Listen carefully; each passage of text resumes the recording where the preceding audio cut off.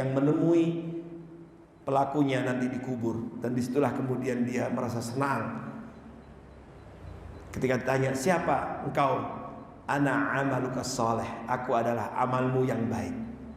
Jadi apa yang kita tanam, apa yang kita lakukan di dunia, semuanya berbalas kebaikan insyaallah. Sejak dikuburnya pun sudah terasa balasan itu. Kuburan kita tahu sempit 2x1, gelap, tidak ada penerang sama sekali. Tidak ada, aslinya siapa yang mau ke kubur, tinggal di kubur? Gak ada yang mau. Tukang gali kubur pun kalau ditanya suruh tinggal di kuburan juga gak mau. Tapi tidak bisa terelakkan, pasti kita akan mengalaminya. Hatta zurtumul maqabir, itu sebuah kepastian. Tapi kuburan yang sempit, gelap itu bisa menjadi lapang, bisa menjadi terang. Apa yang menerangi, apa yang membuat lapang seseorang di alam kubur, sehingga dia sudah merasakan naimul qabr, kenikmatan di alam barzah, adalah al-a'malus sholihah, amal-amal solehnya. Sebaliknya dalam hadis itu, seseorang yang ketika di dunia tidak memanfaatkan hidupnya untuk memproduksi kebaikan, yang ia lakukan justru malah kemungkaran, kemaksiatan, kejahatan, kezaliman, jauh dari Allah, jauh dari ayat-ayat Allah, jauh dari rumah Allah, jauh dari ajaran Allah, uququl walidain, menelantarkan orang tuanya, durhaka kepada kedua orang tuanya, lisannya selalu mengucapkan bohong, dusta dan yang sebagainya, dan lain perbuatan buruk lainnya, maka ketika dikuburnya pun akan ditemui oleh seorang dalam wajah yang hitam pekat, buruk rupa, dan kemudian dia kaget ketika ditemuinya. Dia tanya, man anta, siapa engkau? Ana amaluka su.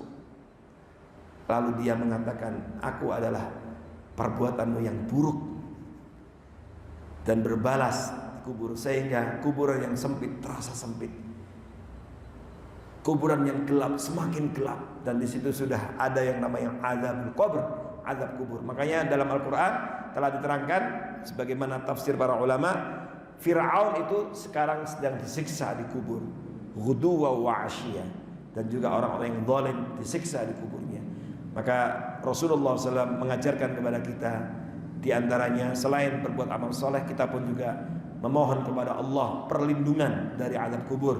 Maka sebelum salam kita mengucapkan doa yang diajarkan Nabi, yaitu meminta perlindungan kepada empat hal. Allahumma inni a'udzubika min azabi jahannam wa min azabil qabr wa min fitnatil mahya wal mamat wa min syarri fitnatil masiihid dajjal. Biasakan membaca doa ini agar kita benar-benar dilindungi Allah dari 4 hal tadi. Salah satunya adalah azab qabr. Bismillahirrahmanirrahim. Assalamualaikum warahmatullahi wabarakatuh. Alhamdulillahi rabbil alamin, wassalatu wassalamu ala asyrafil anbiya'i wal mursalin, sayyidina Muhammadin wa ala alihi wa ashabihi ajma'in. Amma ba'd, faqala ta'ala fi kitabihil karim, a'udzu billahi minasy syaithanir rajim. Bismillahirrahmanirrahim. Alhaakumut takatsur hatta zurtumul maqabir, kalla sawfa ta'lamun, thumma kalla sawfa ta'lamun, kalla law ta'lamuna 'ilmal yaqin la tarawunnal jahim, thumma latarawunnaha 'ainal yaqin, thumma latus'alunna yawma idzin 'anil na'im. Sadaqallahul azim. Ummatul Quran, ma'asyiral muslimin wal muslimat, hafizakumullah. Alhamdulillah, selalu kita bersyukur kepada Allah Subhanahu wa taala atas begitu banyak nikmat yang Allah anugerahkan kepada kita, khususnya nikmatul Quran, nikmat untuk bisa terus membersamai Al-Quran, termasuk dalam menghadiri majelis kajian tafsir Al-Quran pada kali ini. Ini merupakan nikmat yang wajib kita syukuri, dan semoga semangat dan keistiqomahan kita untuk selalu berinteraksi dengan Al-Quran, membacanya, menghafalnya, mempelajari makna-maknanya seperti dalam kajian ini. Semoga menjadikan kita semuanya nantinya mendapatkan syafaat dari Al-Quran pada hari kiamat nanti. Amin ya rabbal alamin. Kajian tafsir kita kali ini adalah menafsirkan surat At-Takatsur bagian yang kedua. Kita sudah mulai pada pertemuan sebelumnya menafsirkan surat At-Takatsur, dan kemudian kita lanjutkan sekarang bagian kedua dari penjelasan tafsir surat ini, yaitu mulai dari kalla saufa ta'lamun thumma kalla saufa ta'lamun. Untuk sekedar mengingat bahwa pada bagian pertama kita telah sampaikan surat ini dinamakan At-Takatsur diambil dari ayat pertama At-Takatsur, ya, yang artinya berbangga-bangga, ya, dengan dunia, bermegah-megahan dunia, atau berlomba-lomba dengan kemegahan dunia. Dunia itu bisa harta, jabatan, pangkat, gelar, atau apapun yang manusia sebagian membangga-banggakannya sehingga melalaikannya dari Allah Subhanahu wa taala.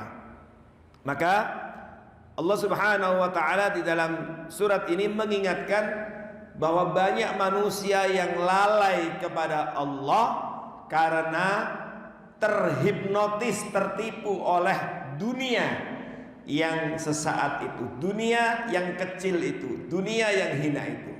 Maka ada yang membanggakan dengan jabatannya, ada yang berbangga-bangga dengan hartanya, dengan anak keturunannya, dengan pangkatnya, dengan gelarnya, dengan ilmunya, dengan apapun. Dan kalau manusia jatuh dalam at-takatsur, perilaku itu, maka pasti akan membuatnya lalai dari Allah. Dan Allah Subhanahu wa taala sampaikan hatta zurtumul maqabir, hingga kalian menziarahi kubur.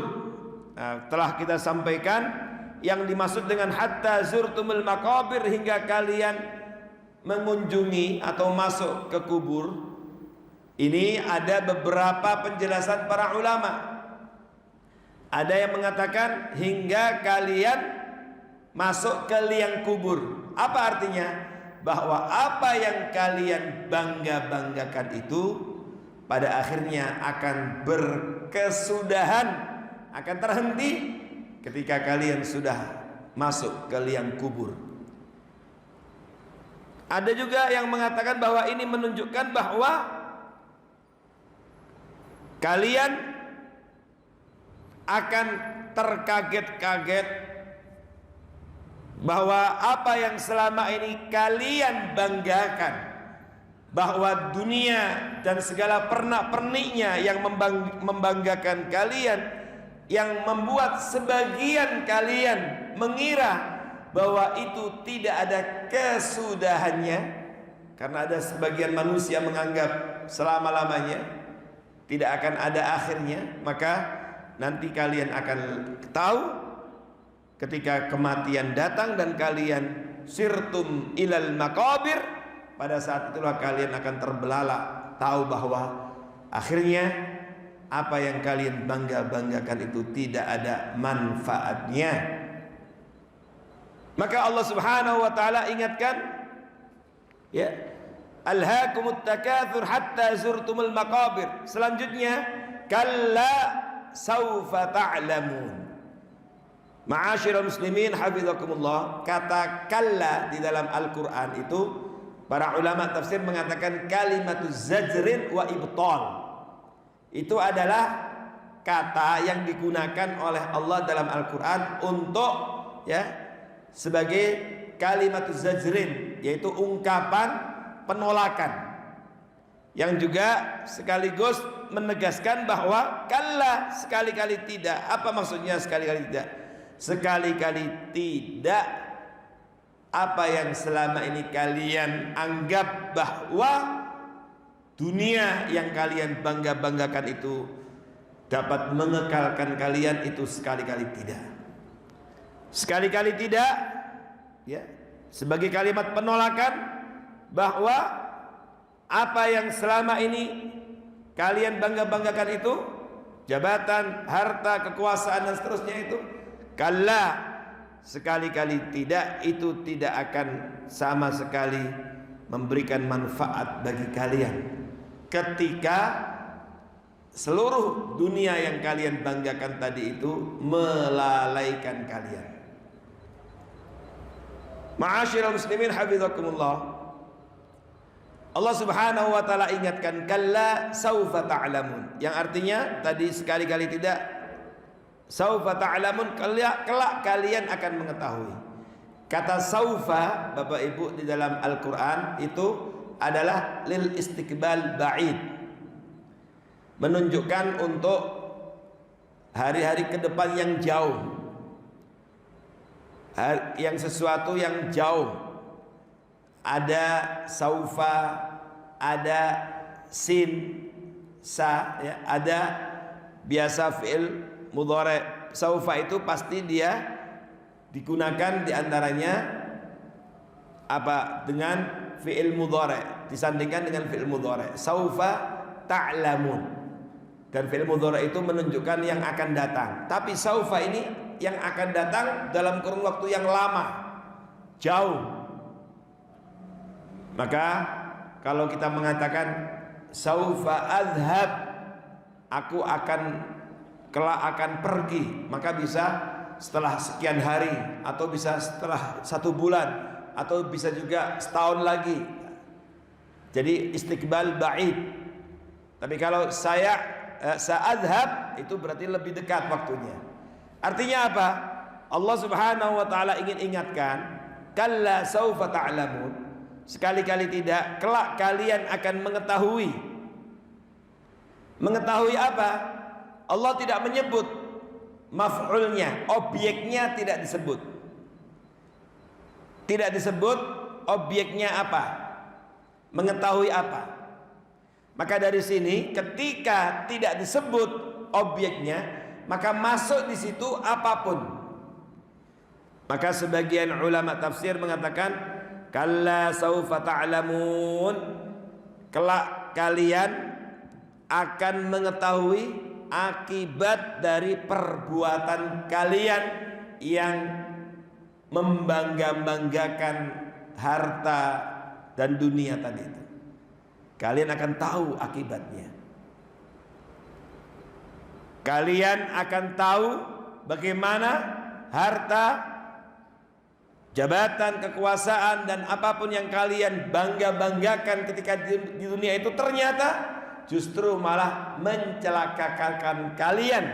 Kalian akan tahu itu ketika itu semuanya di dunia membuat kalian lalai. Kalla saufa ta'lamun, kalian akan tahu akhir dari kehidupan kalian. Jadi bisa dimaknai luas, tidak dibatasi oleh satu objek tertentu.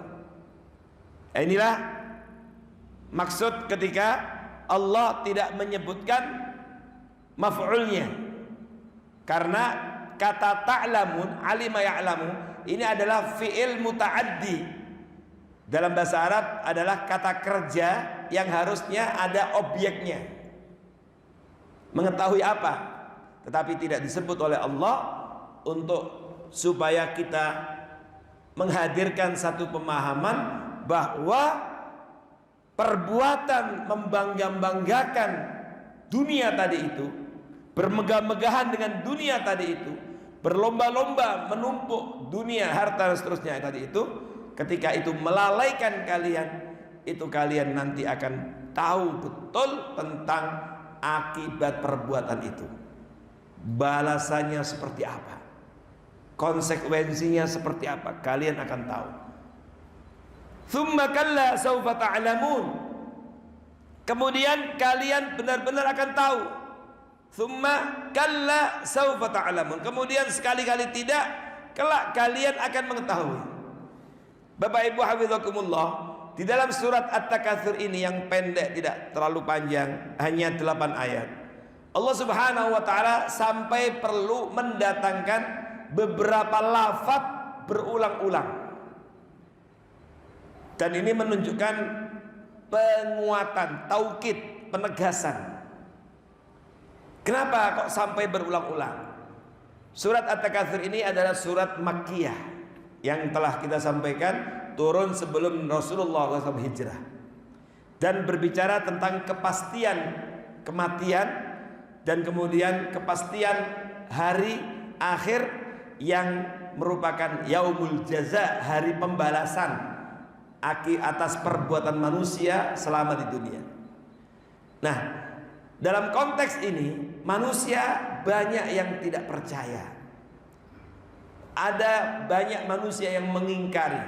Apalagi ini surat Makkiyah yang karakternya adalah diantaranya khitab mitra bicaranya pada saat turun itu adalah kepada masyarakat Mekah, penduduk Mekah yang umumnya mereka adalah kufar Quraisy, mayoritas tidak percaya dengan risalah yang dibawa oleh Rasulullah SAW, termasuk tidak percaya dengan hari pembalasan.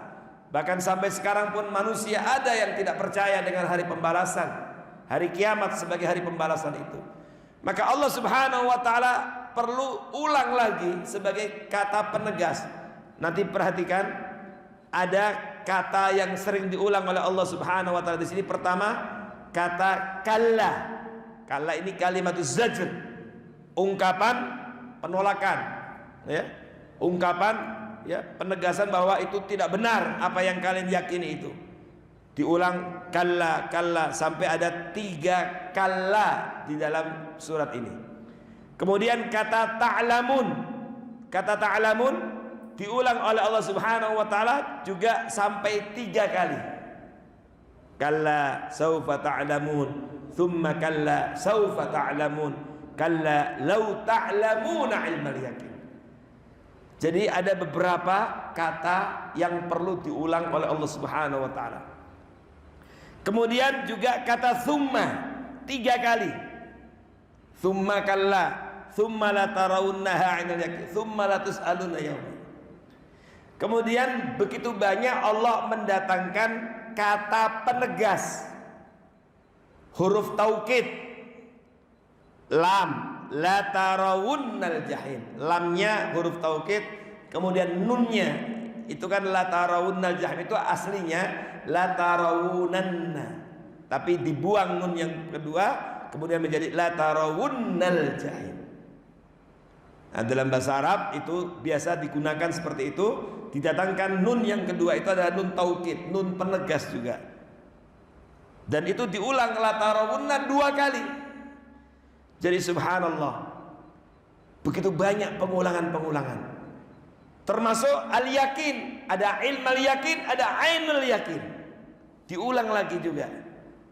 Jadi ini artinya Allah Subhanahu wa taala melalui surat ini ingin mempertegas bahwa balasan itu, hari pembalasan itu sebuah kepastian. Dan ini juga mengingatkan bahwa banyak manusia yang sering lalai, sering lupa, sehingga perlu diulang-ulang, perlu ditegaskan. Kadang-kadang tidak terucap, tidak terungkap, tidak melalui lisanul maqalnya bahwa ia tidak percaya, tidak pernah diungkapkan. Tetapi lisanu halihim, lesan praktek hidupnya apa? Menunjukkan bahwa ia seakan tidak percaya adanya hari pembalasan. Mungkin dia tidak pernah mengungkapkan saya tidak percaya hari kiamat, saya tidak percaya hari pembalasan, tapi perbuatannya sehari-hari, kezaliman yang ditunjukkan, dipraktekkan secara berulang-ulang, seakan-akan dia lupa dan tidak pernah percaya bahwa akan ada hari pembalasan atas kezaliman itu, atas perbuatannya itu. Ini yang dikenal oleh para ulama disebut dengan lisanu halihim. Dan kadang-kadang lisanul hal itu lebih afsah, lebih fasih daripada lisanul maqal. Orang tidak mengungkapkan, tapi kenyataannya pengulangan terhadap kezaliman, pengulangan terhadap pengingkarannya terhadap Allah, pengulangan terhadap kekufuran nikmat terhadap Allah. Pengulangan-pengulangan ini menunjukkan bahwa ia seakan tidak percaya akan adanya hari pembalasan, seakan Allah lalai, seakan Allah lupa, seakan nggak akan ada pembalasan. Nah, inilah yang kemudian diperlukan penegasan. Kalla saufa ta'lamun, thumma kalla saufa ta'lamun. Al-Imam Al-Hasan Al-Basri rahimahullah di dalam tafsir Ibnu Katsir mengatakan pengulangan ini hadza wa'id. Ini adalah bentuk ancaman. Bentuk ancaman. Maksudnya apa? Ancaman bagi mereka yang tidak percaya. Sudah diingatkan berkali-kali nggak percaya juga. Apa? Ternyata masih terus saja membangga-banggakan dengan hartanya, dengan jabatannya, dengan kekuasaannya, sok kuasa dan seterusnya, yang melahirkan kezaliman demi kezaliman. Maka ini adalah ancaman. Pasti kalian nanti akan tahu. Kelak kalian akan tahu akibat dari perbuatan kalian ini. Ini kata Imam Al-Hasan Al-Basri. Sebagian ulama, Al-Imam Ad-Dhahhak mengatakan, yang pertama, kalla saufa ta'lamun, yang pertama itu adalah khitabnya, mitra bicaranya adalah kepada orang-orang kafir. Kalla saufa ta'lamun, yakni ayyuhal kuffar. Sekali-kali tidak, kelak kalian akan tahu wahai orang-orang kafir akibat dari perbuatan kalian. Tsumma kalla saufa ta'lamun. Kemudian sekali-kali tidak, kelak kalian akan mengetahui ayyuhal mu'minun, wahai orang-orang yang beriman. Maksudnya apa? Artinya ini umum untuk seluruh manusia yang beriman maupun yang tidak beriman. Diingatkan Allah bahwa al-jaza min jinsil amal. Balasan itu sesuai dengan perbuatan. Kalau seseorang di dunia memanfaatkan kehidupannya untuk kebaikan, Allah anugerahkan berbagai macam nikmat, dan kemudian digunakan nikmat itu tidak menjadikannya lalai, harta, kekuasaan, jabatan, gelar, ilmu atau apapun itu, ia sadari dan kemudian ia gunakan itu sebagai wasilah, sarana, media untuk taat kepada Allah, maka kalian akan mengetahui balasan yang terbaik yang akan dapat kalian terima. Tapi sebaliknya, kalau kemudian seperti di awal alhaakumut takatsur tadi, melalaikan kalian, menjadikan lupa kepada Allah, lalai terhadap ajaran Allah, maka kalian pun akan tahu akibat dari perbuatan itu sebagai balasan dari keburukan sikap dan perbuatan itu. Nah, karenanya semuanya masuk, tidak ada masalah. Perbedaan-perbedaan ini biasa, dan Bapak Ibu sering kita ingatkan dalam menafsirkan beberapa ayat yang kita sampaikan di majelis ini, bahwa kalau ada perbedaan-perbedaan, karakter perbedaan dalam ilmu tafsir itu adalah masuk dalam kategori ikhtilafut tanawwu' la ikhtilafut tadad. Perbedaan yang variatif, bukan perbedaan yang kontradiktif. Sehingga apapun yang disampaikan oleh para ulama tafsir dengan redaksi yang berbeda-beda, itu semuanya bisa masuk. Kalla law ta'lamuna ilmal yakin. Kembali Allah ulang lagi kata kalla, sekali-kali tidak. Law ta'lamuna ilmal yakin. Ai, kata Imam Ibnu Katsir, law alimtum haqqal ilmi. Kalau sekiranya kalian mengetahui haqqal ilmi, dengan kepastian ilmu, dengan benar-benar pengetahuan, lamma alhaakumut takatsur an talabil akhirah hatta sirtum ilal maqabir. Kalau kalian tahu sekiranya dengan pengetahuan yang yakin, ketika at-takatsur, bermegah-megahan dengan dunia itu, dapat melalaikan kalian dari mencari kehidupan akhirat, hingga kalian masuk ke liang kubur, apa? Niscaya kalau kalian tahu itu, pasti kalian tidak akan pernah melakukan itu. Nah ini juga sama, jawabannya nggak perlu disebut oleh Allah, tetapi orang kalau membaca ayat ini faham dengan sendirinya. Kalau kalian tahu akibat dari berbangga-bangga dengan dunia itu dapat melalaikan kalian, dan kemudian kalian tahu akan masuk ke liang kubur, dan di situ kemudian kalian melihat balasan awal, karena di kubur itu ada yang namanya azabul qabr, ada yang namanya naimul qabr, ada yang namanya azab kubur, ada yang namanya kenikmatan kubur. Ini masih belum surga neraka, Bapak Ibu. Ini masih alam barzah, yang kemudian di situ manusia sudah mengalami awal dari balasan perbuatannya dan menunggu wa min wara'i barzakhun ila yaumi ba'ats, menunggu di alam kubur bertahun-tahun, ratusan tahun, ribuan tahun. Berapa lama? Wallahu alam, enggak ada yang tahu. Sampai kemudian datang hari kiamat, hari pembalasan. Di sana ada hisab, dan kemudian ada padang mahsyar dan seterusnya, dan setelah kemudian address terakhir, tempat terakhir diputuskan, ke surga ataukah ke neraka. Dan itu adalah balasan terakhir. Sementara di kubur ini adalah balasan awal. Makanya ada hadis sahih ya, yang juga dikutip oleh Al-Imam Ibnu Qayyim. Imam Ibnu Qayyim itu punya buku namanya Ar-Ruh, perjalanan roh setelah meninggal dunia. Nah, itu menukil hadis panjang yang diriwayatkan oleh Imam Ahmad dalam kitab Musnadnya. Di antaranya singkatnya bahwa amal soleh kita yang kita lakukan, hadir di majelis ilmu seperti ini, sholat berjamaah, birrul walidain, bersedekah, berbuat baik dengan sesama, lesan mengatakan yang baik, apapun itu, kebaikan-kebaikan itu akan berubah wujud menjadi seseorang yang ganteng, yang menemui pelakunya nanti dikubur. Dan disitulah kemudian dia merasa senang ketika ditanya, siapa engkau? Ana amaluka sholeh, aku adalah amalmu yang baik.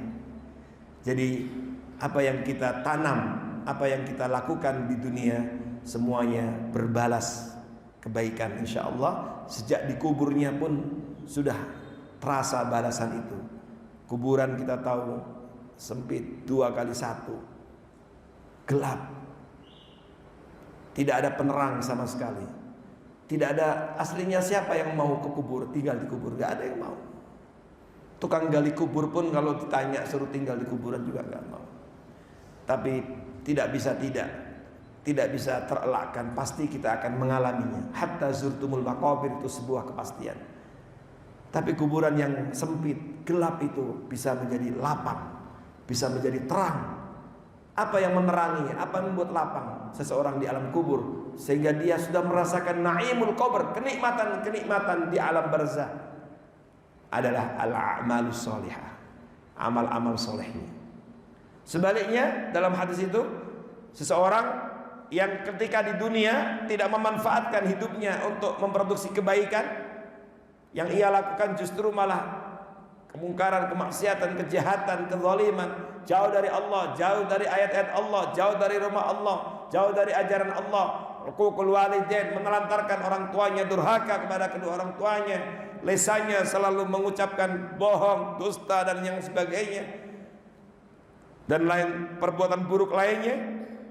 Maka ketika di kuburnya pun akan ditemui oleh seorang dalam wajah yang hitam pekat, buruk rupa, dan kemudian dia kaget ketika ditemuinya. Dia tanya, man anta, siapa engkau? Ana amalukasu. Lalu dia mengatakan, aku adalah perbuatanmu yang buruk, dan berbalas di kubur. Sehingga kuburan yang sempit terasa sempit, kuburan yang gelap semakin gelap, dan di situ sudah ada yang namanya azabul qabr, azab kubur. Makanya dalam Al-Quran telah diterangkan sebagaimana tafsir para ulama, Fir'aun itu sekarang sedang disiksa di kubur, ghuduwa wa asyiyah. dan juga orang-orang yang zalim disiksa di kuburnya. Maka Rasulullah SAW mengajarkan kepada kita, di antaranya selain berbuat amal soleh, kita pun juga memohon kepada Allah perlindungan dari azab kubur. Maka sebelum salam kita mengucapkan doa yang diajarkan Nabi, yaitu meminta perlindungan kepada empat hal. Allahumma inni a'udzubika min azabi jahannam wa min azabil qabr wa min fitnatil mahya wal mamat wa min syarri fitnatil masiihid dajjal. Biasakan membaca doa ini agar kita benar-benar dilindungi Allah dari 4 hal tadi. Salah satunya adalah azab kubur. Maka Allah Subhanahu wa taala sampaikan, kalla law ta'lamuna ilmal yaqin. Sekali-kali tidak. Kiranya kalian mengetahui dengan pengetahuan yang nyata, kalian pasti tidak akan melakukan itu. Kalian pasti tidak akan lalai. Pasti rizki, anugerah, nikmat, berbagai nikmat yang Allah berikan pasti kalian akan gunakan untuk sebagai media wasilah taat kepada Allah dan tidak akan pernah melalaikan kalian. Pasti kalian akan tahu betul, sadar, ilmal yakin, bahwa dunia apapun itu adalah ujian buat kalian. Seperti kesadaran Nabi Sulaiman, liyabluwani aashkuru am akfur. Ketika Allah berikan kekayaan, jabatan, kekuasaan, ia sadar bahwa itu semuanya adalah ujian, mengujiku, apakah aku menjadi orang yang syukur ataukah kufur. Inilah ketika kita mengetahui dengan ilmal yakin. Tapi yang terjadi, manusia tetap saja bandel, tetap saja tidak percaya. Maka akhirnya Allah ancam, tetap saja dunia itu menjadikannya lalai, lupa. Maka Allah ancam, la tarawunnal jahim. Maka kalian pasti benar-benar akan melihat neraka jahim. Ma'asyiral muslimin hafizakumullah, sebagian ulama tafsir mengatakan maksudnya la tarawunnal jahim ini apa?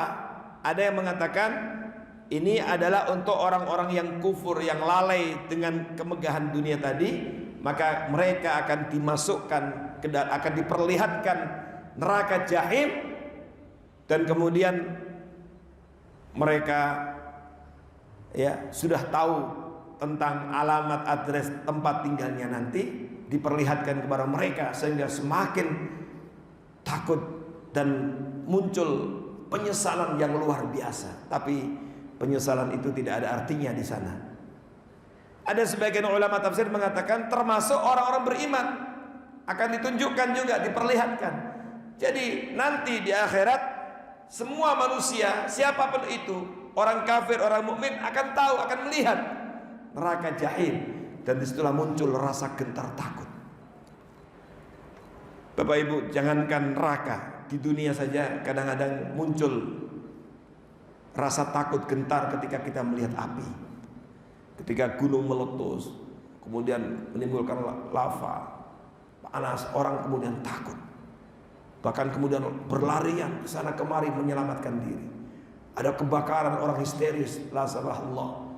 Di dunia saja melihat api, orang kemudian gentar, rasa takut. Bagaimana jadinya kalau kemudian diperlihatkan api neraka, neraka jahanam, neraka jahim, yang kata Nabi dalam hadis, panasnya api neraka itu 70 kali lipat panasnya api dunia, 70 kali lipat. Maka harusnya ini menyadarkan manusia untuk kemudian tidak sombong dan berbangga-bangga dengan dunia.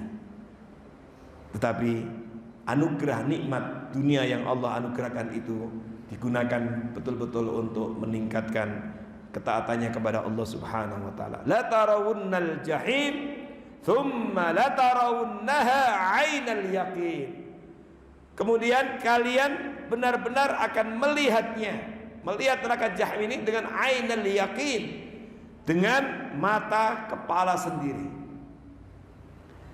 Tadi ada ilmal yakin, yang ini ainal yakin. Apa bedanya? Kalau ilmal yakin itu adalah seseorang kadang-kadang dengan kecerdasannya, dengan pengetahuannya, ilmu yang ia milikinya, maka kadang-kadang dia langsung yakin, percaya, meskipun kadang-kadang tidak melihat langsung. Dan itulah yang ada dalam kehidupan kita. Kadang-kadang beberapa hal kita nggak melihat langsung, tapi kita percaya. Kenapa? Karena ada hal-hal yang aksiomatis. Ilmu kita, apa yang kita pelajari dari kecil sampai besar, membuat kita yakin. Meskipun terkadang kita tidak melihatnya. Tapi kalau ainul yakin, itu langsung melihatnya. Maka semakin gentar dan semakin takut ketika langsung melihat api neraka jahim itu. Nah, inilah bedanya antara ainul yakin dengan ilmul yakin. Maka Allah Subhanahu wa taala menegaskan bahwa kalian pasti benar-benar akan melihat dengan mata kepala sendiri, melihat neraka jahim ini. Kenapa sampai perlu diulang lagi? Karena ada juga manusia yang sampai hari ini nggak percaya ada balasan neraka itu. Bahkan di beberapa ayat yang lain Allah Subhanahu wa taala sampaikan itu bagaimana sebagian orang-orang kafir Quraisy itu ngeledek Nabi. Ngeledek Nabi seperti dalam surah Dzariyat. Jadi mereka apa?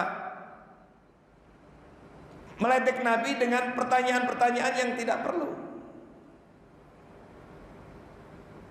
Allah Subhanahu wa taala sampaikan di dalam surah Dzariyat, was-sama'i dzatil hubuk innakum lafi qaulin mukhtalif yufaku anhu man ufik utilal kharrasun alladzina hum fi ghamratin sahun yas'aluna ayyana yaumuddin. Kata mereka bertanya, mana Muhammad hari pembalasan yang kamu bilang itu? Mana? Menantang dia.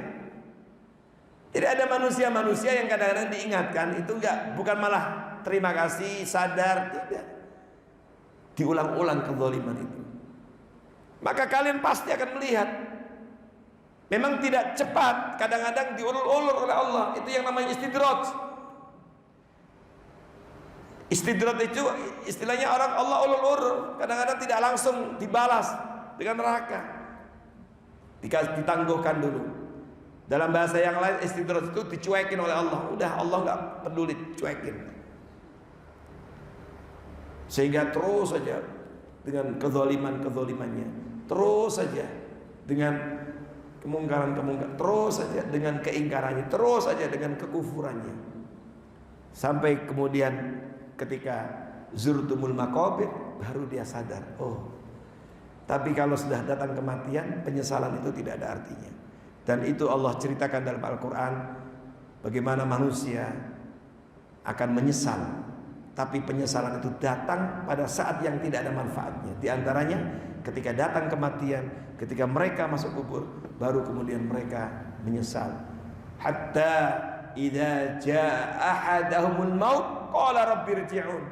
Ada yang kemudian menyesal dan kemudian ketika datang kematian minta dikembalikan lagi ke dunia. Untuk apa? La'alli a'malu salihan fima tarak. Kata dia, supaya aku bisa beramal soleh. Kalau dalam bahasa kita, dulu nggak pernah sholat, supaya aku bisa rajin sholat. Ketika di dunia durhaka kepada kedua orang tuanya, minta dikembalikan ke dunia supaya bisa birrul walidain.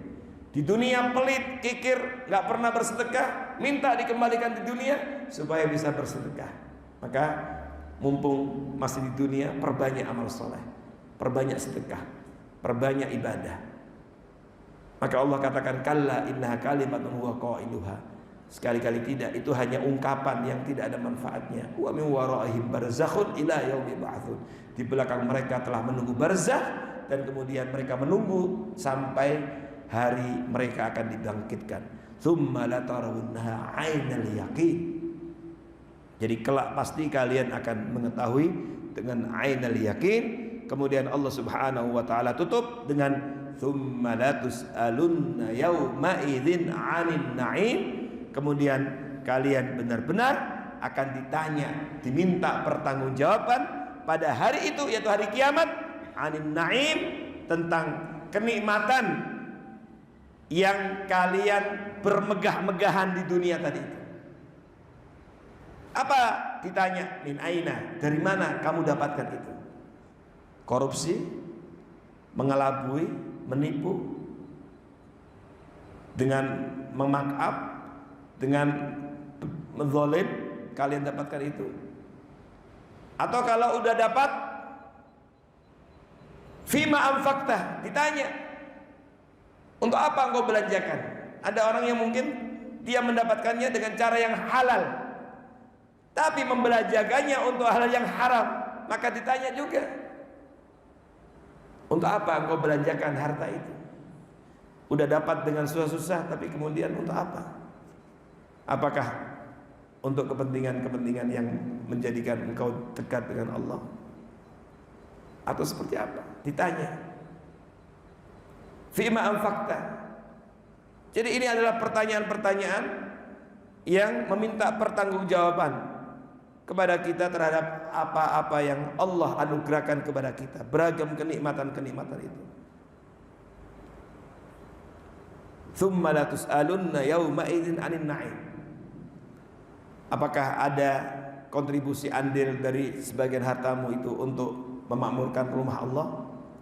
Apakah ada andil di situ sebagian untuk anak yatim? Apa yang sudah engkau lakukan dengan orang-orang miskin? Bagaimana peran dan kontribusimu untuk dakwah? Apakah ada alokasi dari hartamu? Bagaimana terhadap saudara-saudaramu yang dizalimi? Adakah dari hartamu engkau alokasikan untuk menolong mereka? Bagaimana dengan kerabatmu, keluargamu? Wa atizal qurba, perintah Allah adalah terhadap kerabatnya dulu. Apakah juga mendapatkan atensi perhatian darimu dari sebagian hartamu, dimulai dari kedua orang tuamu, saudara-saudaramu? Apakah mereka juga engkau berikan perhatian ketika mereka dalam kesulitan? Wa atizal qurba haqqahu. Semua itu akan ditanyakan dan lain sebagainya dan lain sebagainya. Tsumma la tus'alunna yauma idzin 'anil na'im. Itu sebuah kepastian pertanyaan-pertanyaan itu. Karena itu Rasulullah sallallahu alaihi wasallam menyampaikan dalam hadis sahih ya tentang apa? Pertanyaan-pertanyaan di antaranya inna awwal ma yus'al anhu yakni yaumal qiyamah al-'abd minan na'im. Sesungguhnya yang pertama kali ditanya nanti pada hari kiamat seorang hamba dari berbagai macam kenikmatan itu ayyuqala lahu, di antaranya termasuk juga ditanya alam nasihu laka badanak, tidakkah kami kata Allah telah sehatkan badanmu untukmu? Lalu untuk apa kesehatan itu? Sudahkah kau gunakan untuk taat kepada Allah? Wa narauka minal ma'il barid, dan kami berikan minum engkau dari air yang dingin. Sebagian ulama yang lain mengatakan di antaranya ditanya an-na'im adalah sihhatul abdan wal asma' wal absar. Yas'alullahu al-'ibad fi masta'maluha wa huwa a'lamu bidzalika minhum. Di antaranya ada yang mengatakan an-na'im adalah kesehatan, juga pendengaran, penglihatan. Allah akan tanya semua itu, untuk apa digunakan semua itu? Allah lebih tahu, tetapi itu bagian dari pertanggungjawaban. Al-Imam Al-Hasan Al-Basri mengatakan minan na'im al-ghada wal 'asha, termasuk makanan-makanan yang kita makan pun akan diminta pertanggungjawaban. Makanya kulu washrabu wala tusrifu. Allah perintahkan kita untuk makan minum tapi enggak boleh israf. Ya, enggak boleh israf. Akan ditanya dari mana dan seterusnya. Ada yang bertanya menyampaikan juga dengan bahasa-bahasa yang lain. Artinya semua masuk, apa yang disampaikan oleh para ulama tafsir tadi masuk semuanya. Di antaranya yang menjadi sorotan adalah seperti yang disampaikan oleh Rasulullah SAW, ya, bahwa banyak manusia lalai. Ada dua hal yang kebanyak manusia lalai, as-sihhatu wal faragh, yaitu sehat wal afiat, kesehatan dan waktu luang. Itu pun akan diminta pertanggungjawaban, ditanya oleh Allah Subhanahu wa taala pada hari kiamat nanti. Inilah Bapak Ibu hafizakumullah pesan-pesan yang Allah sampaikan di dalam Al-Qur'an, yang Allah ingatkan bahwa seluruh nikmat-nikmat Allah Subhanahu wa taala itu hendaknya kita jadikan sebagai wasilah, ya, wasilah, media. Makanya kita harus ingat, harta, jabatan, kekuasaan, apapun pernak-pernik dunia itu adalah wasilah, bukan ghoyah. Ada sebagian orang yang menganggap semua itu adalah ghoyah, tujuan, tetapi hakikatnya itu semuanya adalah wasilah, media yang hendaknya bisa digunakan untuk menjadikan kita menjadi hamba-hamba Allah yang taat kepada Allah Subhanahu wa taala. Makanya di dalam Al-Qur'an Allah berikan contoh prototip manusia-manusia yang diberikan harta, kekayaan, kekuasaan. Ada yang syukur seperti Nabi Sulaiman, tapi juga ada yang kufur seperti Qarun, seperti Fir'aun. Dan itu contoh yang diabadikan Allah dalam Al-Qur'an untuk kita ambil pelajaran. Dan itu juga sekaligus menunjukkan bahwa tidak ada masalah seseorang kaya raya, tidak ada masalah seseorang memiliki begitu banyak ya kenikmatan dunia, nggak ada masalah selama itu didapat dengan cara yang halal dan tidak melalaikannya dari ibadah kepada Allah Subhanahu wa taala. Ni'matani maghbunun fihi ma katsirun minan nas, as-sihhatu wal farah.